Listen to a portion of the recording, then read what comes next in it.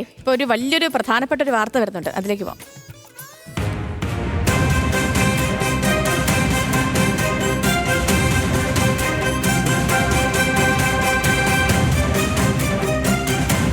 Cinema സെറ്റിലെ ലഹരി ഉപയോഗം സംബന്ധിച്ച വെളിപ്പെടുത്തലിൽ നടി വിൻസി അലോഷ്യസിൽ നിന്നും എക്സൈസ് വിവരങ്ങൾ തേടും.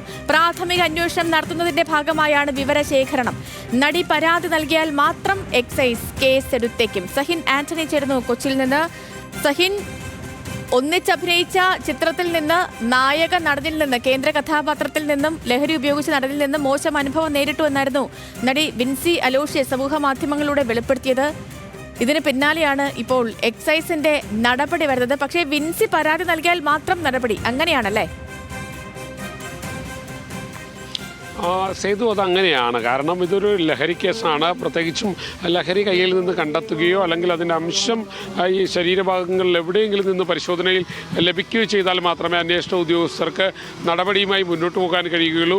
ഈ നായക നടൻ എന്ന് പറഞ്ഞതല്ലാതെ ഇതാരാണ്, അയാൾ എന്നാണ് ഇത് സംഭവിച്ചത് എന്നൊന്നും വിൻസി തൻ്റെ ലൈവിലോ അല്ലെങ്കിൽ മറ്റാരോടോ വെളിപ്പെടുത്തിയിട്ടില്ല.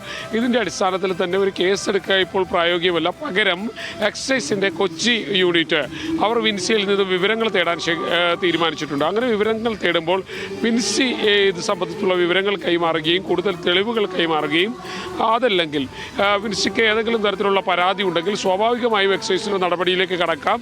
അതിൻ്റെ ഒരു മുന്നോടിയായിട്ട് തന്നെയാണ് എക്സൈസ് ഇപ്പോൾ വിൻസിയിൽ നിന്ന് വിവരങ്ങൾ തേടാൻ ശേഖരിച്ചിരിക്കുന്നത്. എക്സൈസിൻ്റെ കൊച്ചി യൂണിറ്റാണ് വിൻസിയിൽ നിന്നും വിവരങ്ങൾ ശേഖരിക്കുക. അങ്ങനെ വിവരങ്ങൾ ശേഖരിക്കുമ്പോൾ ഏതെങ്കിലും തരത്തിൽ തെളിവുകളോ അതല്ലെങ്കിൽ പരാതിയോ ഉണ്ടെങ്കിൽ നടപടിയിലേക്ക് കടക്കും.